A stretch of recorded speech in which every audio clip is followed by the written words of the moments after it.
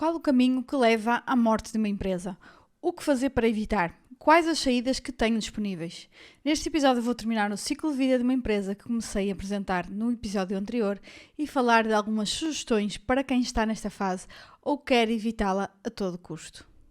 Olá Business Lovers, meu nome é Andréa Rocha, sou Business Coach e especialista em gestão e administração de negócios e este é o Business After Hours.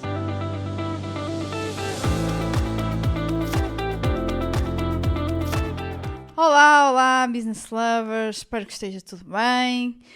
Então já chegámos aqui ao mês de junho, espero que esta, mais ou menos metade, não é, do ano, ou quase isso, esteja a correr do vosso agrado, que vocês já tenham aí grande parte, não é, dos vossos objetivos consolidados, ou então brevemente irão consolidar, não é, pelo menos devíamos estar aqui cerca de 50%, vá lá, não é? E então hoje eu vou falar sobre o ciclo de vida da empresa, tal como falei no episódio anterior, mas nesta parte, no episódio anterior nós chegámos à parte de maturação da empresa, não é? À parte em que todas as empresas querem chegar, que todos os empresários querem alcançar, e hoje vamos falar da parte do clean, ou seja, o que acontece daí para a frente, quando as coisas não correm tão bem. E queria também, tal como no episódio anterior, falar aqui de alguns disclaimers. Não se agarrarem ao número de fases que eu digo. Eu escolhi 6 para reduzir o número de fases, mas isto pode ser feito em mais, ou seja, posso partir em fases mais pequeninas, não é? Com pormenores mais pequeninos. Esta foi simplesmente a lógica que eu utilizei e uso. E pronto, acho que faz mais sentido e acaba por espelhar aquilo que é a realidade sem muita complexidade. Depois, não se agarrar aos números das fases, ou seja, isto quase não há assim uma nomenclatura aceita por toda a gente neste tema, então basicamente cada um usa aquilo que melhor entender. E por isso não se agarrem a esses nomes. E também, tal como eu tinha dito no episódio anterior, não é preto no branco com as passagens, ou seja, não quer dizer que olha, chegou aqui, eu ainda tenho... Não é? Às vezes a empresa pode estar numa determinada fase em alguns processos, em alguns resultados e noutros ainda estar um pouco atrás, não é? Por isso isto não é assim preto no branco. Pronto, depois, então vamos falar dessas duas fases descendentes. E aqui a fase número 5, que eu chamei de transição. O que é que acontece nesta fase de transição? Há muito esforço para pouco progresso, basicamente é isso. Há um decréscimo de uma forma significativa no que se refere às vendas, lucro e fluxo de caixa. Nesta fase começa a haver alguma tendência para a negação por parte de gestores, que tentam explicar a si mesmos que é apenas um contexto, uma fase passageira, e recusam-se a diagnosticar o problema em maior detalhe, não é? E basicamente tapam o sol com a peneira e não querem ver a realidade. Nesta etapa, a empresa perde o desejo pela inovação, e disponibilidade para correr riscos, perde também a criatividade. É a altura daquela célebre frase, sempre fizemos assim, e por isso, e chegámos até aqui e vamos continuar sempre a fazer assim. Continua-se a fazer mais o mesmo, independentemente de ser a estratégia adequada para o momento ou não, de gerar resultados positivos ou não. Continuam a apresentar aspectos muito positivos, muito grande parte das empresas nesta altura, porque por vezes, não é, já adquiriram determinada cota de mercado, um determinado estatuto, liderança, reconhecimento de marca, posição financeira, o que leva ainda mais a cair nesta falácia de que as coisas estão bem e que não há nada para alterar e para recriar, e que basicamente isto é alguma coisa da conjectura económica ou social e que há de passar, não é? Então, aqui o que nós caracterizamos além destas coisas é que basicamente é às vezes quase com um desconhecimento profundo de que as coisas estão mal, primeiro, e depois, ok, então o que é que temos que fazer? Que estamos a perder, provavelmente, inovação, e como é que nós vamos fazer daqui para a frente? Para não entrar na fase seguinte, que eu vou falar, não é? A fase número 6, o essencial para esta empresa é voltar à etapa anterior, ou seja, ela tem que se reinventar. Se ela não se reinventa, ela vai acabar por morrer, não é? Não vai perdurar sempre neste estado de transição, porque entretanto a concorrência vai-lhe passar à frente. Novos mercados, é preciso pensar em novos mercados, novas tecnologias, nova proposta de valor, uma proposta de valor diferenciada, reposicionamento no mercado, ver que aquilo que... Então porquê é que nós estamos a perder, não é? Porquê é que nós antes vendíamos e agora não vendemos? E olhar para tudo no negócio e questionar tudo. Acima de tudo, o importante nesta fase é questionar tudo sobre o negócio para que ele não morra. Bom, e também aqui tirar uma outra conclusão, que é: o que nos trouxe até aqui não é aquilo que nos vai levar até ao sucesso. Então, e depois entramos na última fase, que é a morte. A frase número 6, que eu chamei da morte, que é a última fase em que inevitavelmente a proposta de valor da empresa ao mercado se torna irrelevante. É o momento em que o dono do negócio vê-se obrigado a vendê-la ou fechar se não arranjar uma forma significativa de cortar custos, de aumentar lucros, de gerar fluxo de caixa, de aumentar vendas. Muitas vezes é nesta altura que acontecem as sucessões. Em Portugal nós vemos isto muito, não é? Em empresas pequenas, normalmente um familiar, um sucessor comum, por exemplo, o caso dos filhos, ou mais raramente, mas ainda que possa acontecer, pelo menos em Portugal, é um colaborador que decide tomar conta do negócio, ou até que de alguma forma o antigo sócio decidiu passar-lhe a empresa, não é? A troco, claro, de alguma coisa. Depois, esta questão acaba por ser tricky na questão da sucessão, nomeadamente quando se passa a filhos ou outros familiares, porque eu já vi isto acontecer muitas vezes, de empresas que basicamente os pais passam isto para os filhos, não é? E na realidade nenhum estudou sobre negócios, nenhum pensou em ser gestor de negócio, nenhum tem competências para isso, tem interesse por aquilo, seguiram áreas diferentes, pensaram que aquilo não é, aquilo ia programar nos pais e não sei, se calhar não pensam sobre este ciclo de vida dos negócios.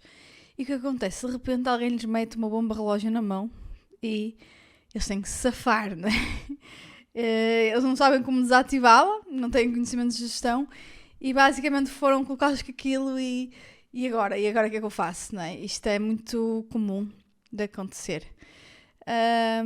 Então, às vezes sucede que não é que chega então entre familiares, lá se conseguem de alguma forma reinventar ou não é? Ou até com a ajuda de alguém, ou até porque a pessoa se interessa entretanto, não é? Pelo negócio e consegue efetivamente dar uma volta que de outra forma não seria possível. Depois também o que é que se pode acontecer e acontece muitas vezes? Pode-se vender total ou parcialmente o negócio. Por exemplo, se for parcial, o dono poderá continuar a receber dividendos dos eventuais lucros que a empresa gera, não é? Apesar de não estar diretamente a operar o negócio. Basicamente é um shareholder, chairman. Nós não usamos muito essas nomenclaturas em Portugal, mas acaba por ser quase um sócio, um acionista apenas, em que não interfere diretamente no negócio e só vai querer lá saber no final de cada trimestre quais os lucros e no final do ano apurados, não é? E o que tem a receber de dividendos. Depois, muitas vezes estas empresas são alvos interessantes para aquisições por outras empresas que têm essa visão inovadora que lhes falta, não é? Do negócio, com uma proposta de valor diferenciada, com a implementação de uma nova cultura, performance e rejuvenescida, e acabam por ser adquiridas então desse modo a um preço de saldo, vamos dizer assim. Para ultrapassar esta situação, as empresas precisam mesmo de uma reestruturação significativa, ou seja, uma vez chegado a este ponto, nós precisamos quebrar todas as regras. Praticamente temos que reinventar o negócio, temos que começar tudo novo, temos que encontrar um novo espaço para operar o negócio, as condições em que lhe é permitido continuar a operar em lucro e prosperar, que não são claramente aquelas em que estávamos nesta circunstância. Bom, Depois, para concluir, aqui agora finalmente concluir o total do ciclo de vida da empresa, destas 6 fases que eu falei. O fundamental é perceber quais são os desafios que estão à nossa frente em cada fase, não é? E ter em conta com o alinhamento que isso tem daquela fase do ciclo de vida do negócio atual, não é?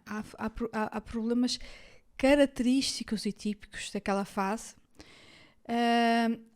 e por isso devemos lidar com eles da forma que eu falei no episódio anterior e neste.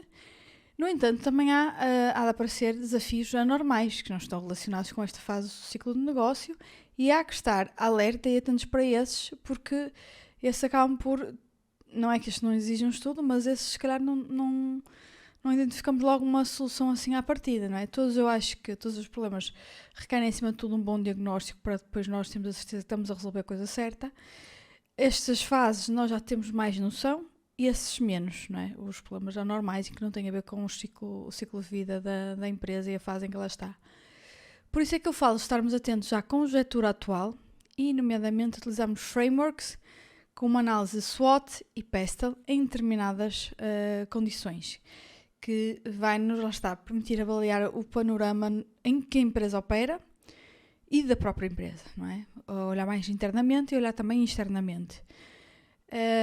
São coisas diferentes, podem ser aplicadas em circunstâncias diferentes, com resultados também diferentes.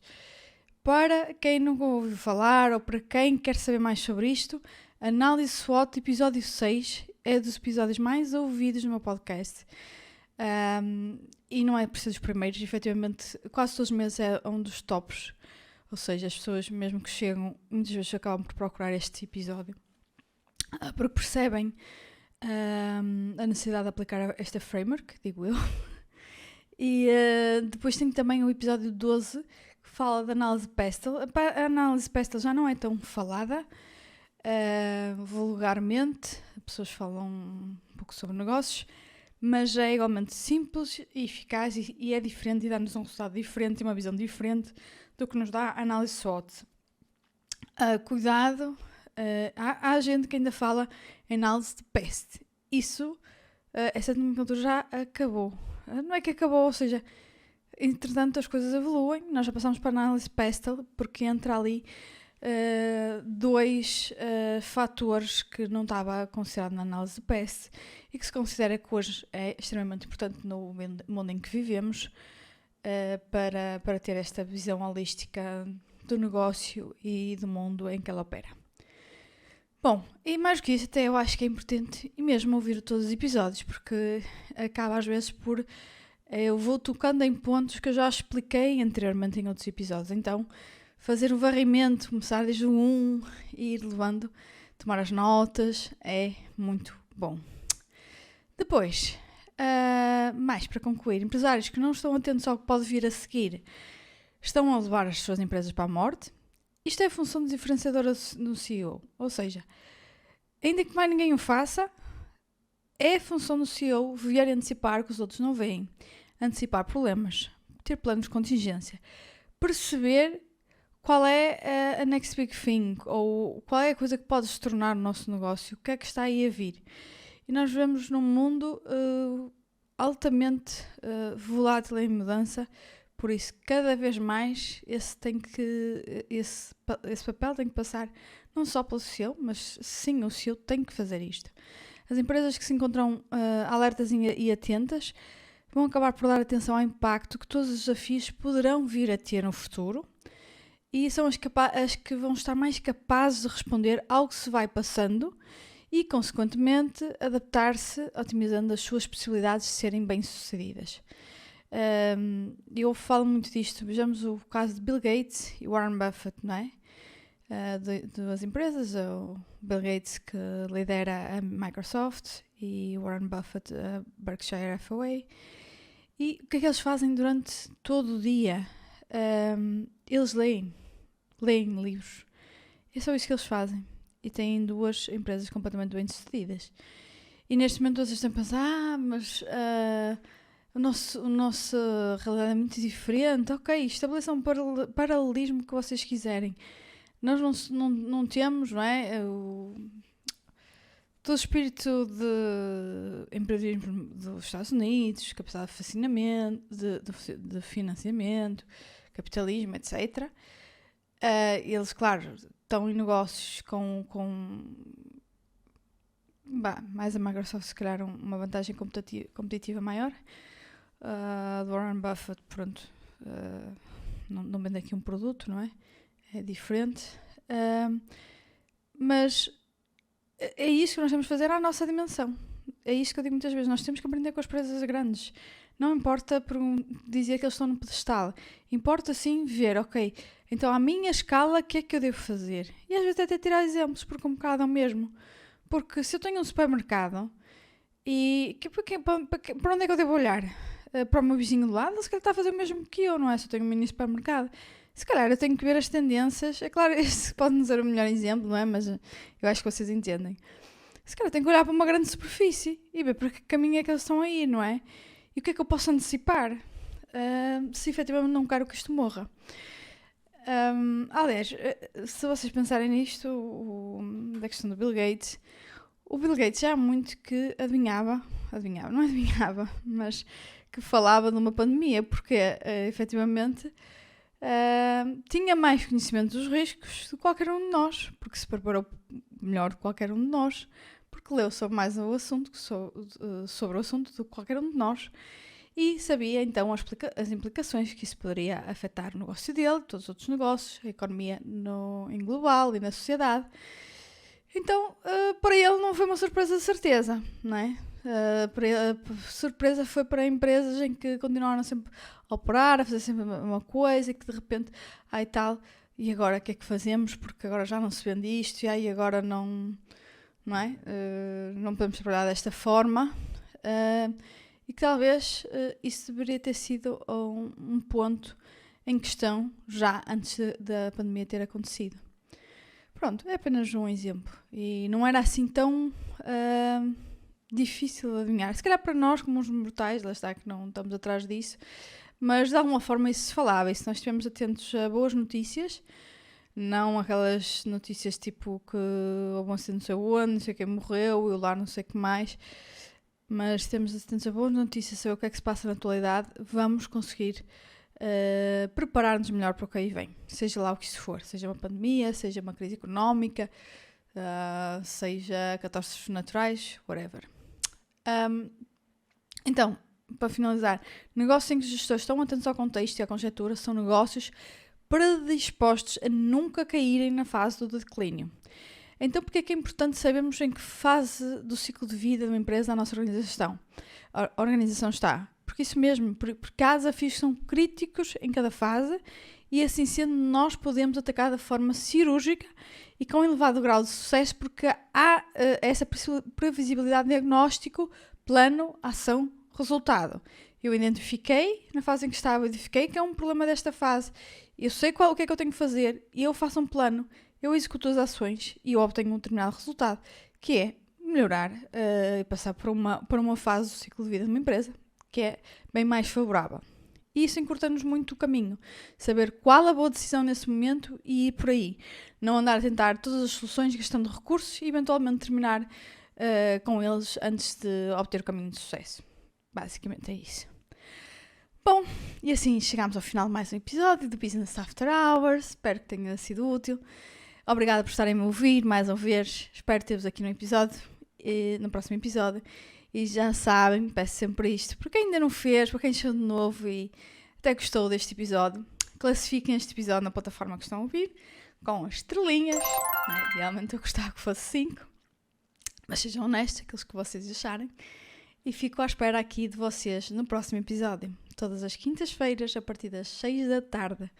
Até lá, stay tuned!